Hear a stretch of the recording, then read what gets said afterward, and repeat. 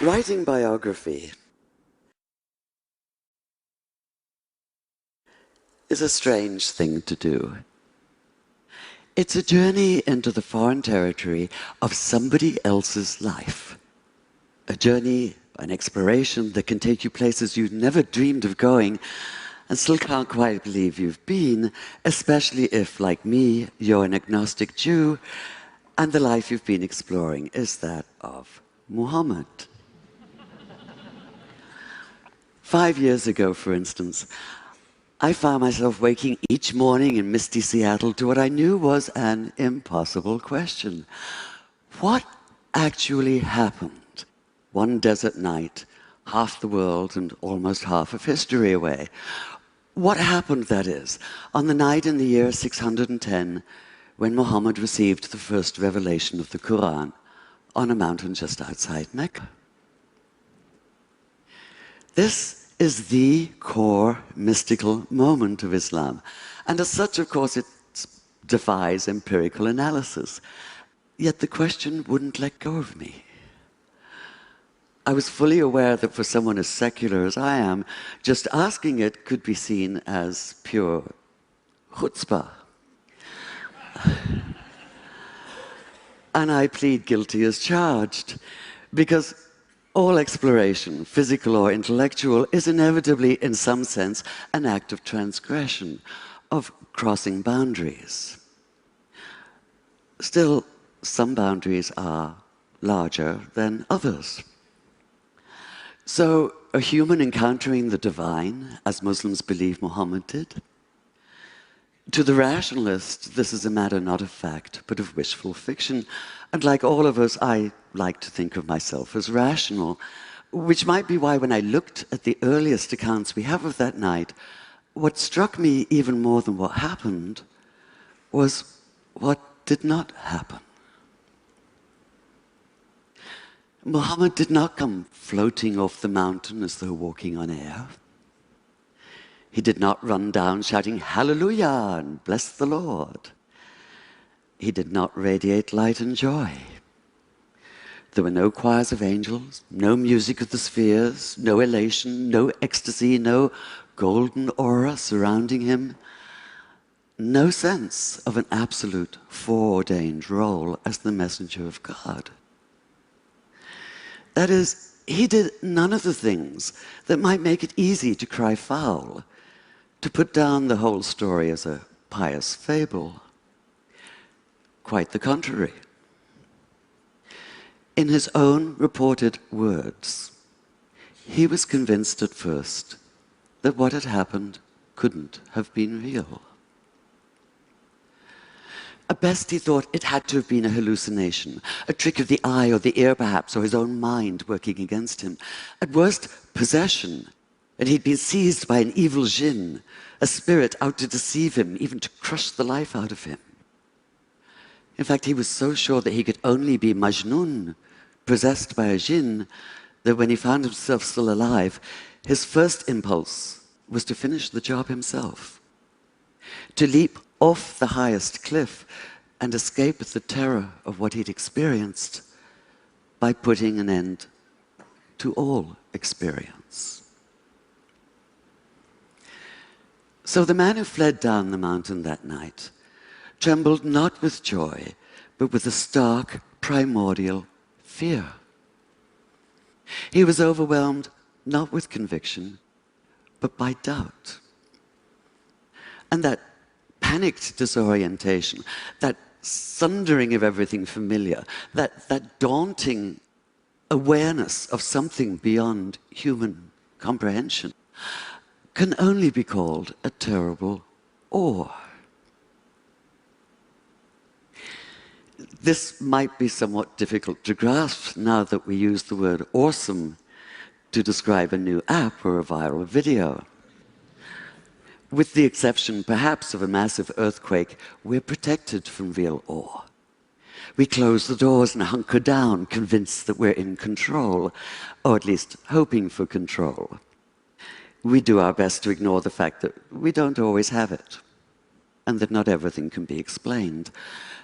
Yet, whether you're a rationalist or a mystic, whether you think the words Muhammad heard that night came from inside himself or from outside, what's clear is that he did experience them, and that he did so with a force that would shatter his sense of himself and his world, and transform this otherwise modest man into a radical advocate for social and economic justice.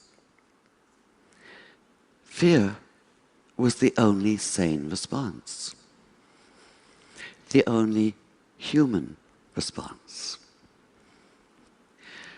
Too human for some, like conservative Muslim theologians who maintain that the account of his wanting to kill himself shouldn't even be mentioned, despite the fact that it's in the earliest Islamic biographies. They insist that he never doubted for even a single moment, let alone despair. Demanding perfection, they refuse to tolerate human imperfection. Yet what exactly is imperfect about doubt?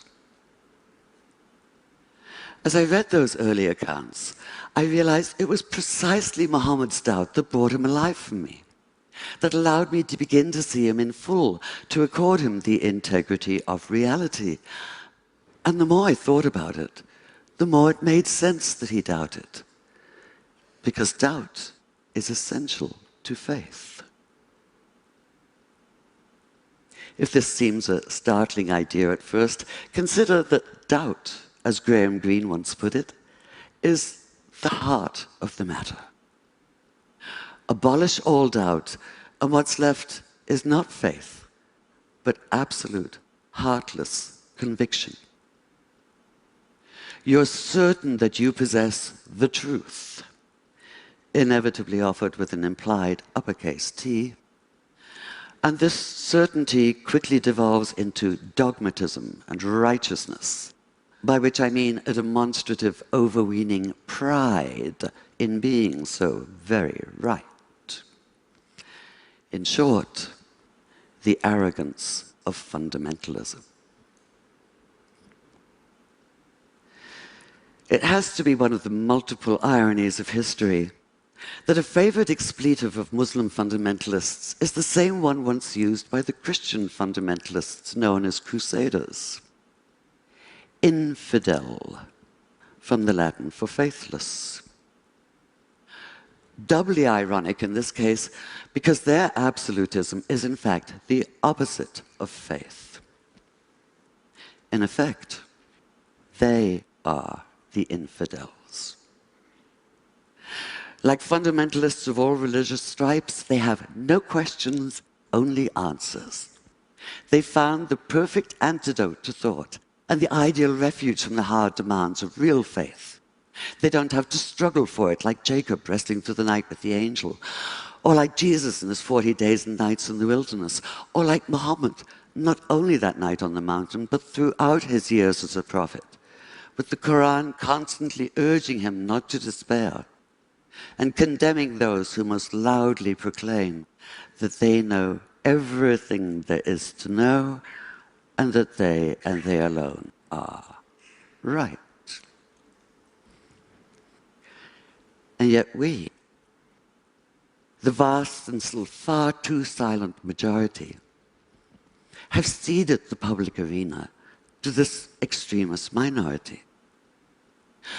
We've allowed Judaism to be claimed by violently messianic West Bank settlers, Christianity by homophobic hypocrites and misogynistic bigots, Islam by suicide bombers.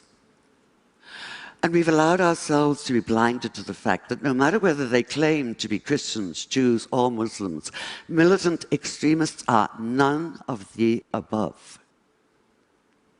They're a cult all their own, blood brothers, steeped in other people's blood. This isn't faith. It's fanaticism, and we have to stop confusing the two. We have to recognize that real faith has no easy answers. It's difficult and stubborn. It involves an ongoing struggle, a continual questioning of what we think we know, a wrestling with issues and ideas. It goes hand in hand with doubt, in a never-ending conversation with it, and sometimes in conscious defiance of it. And this conscious defiance is why I, as an agnostic, can still have faith. I have faith, for instance, that peace in the Middle East is possible despite the ever-accumulating mass of evidence to the contrary. I'm not convinced of this.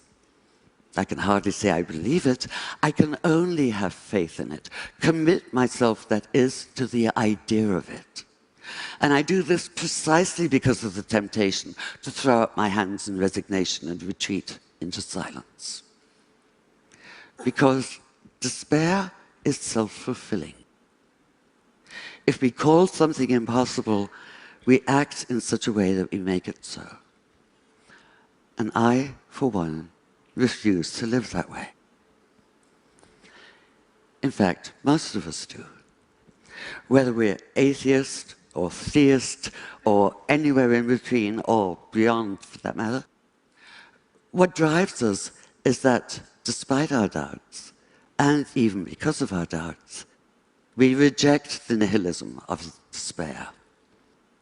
We insist on faith in the future and in each other. Call it naive if you like.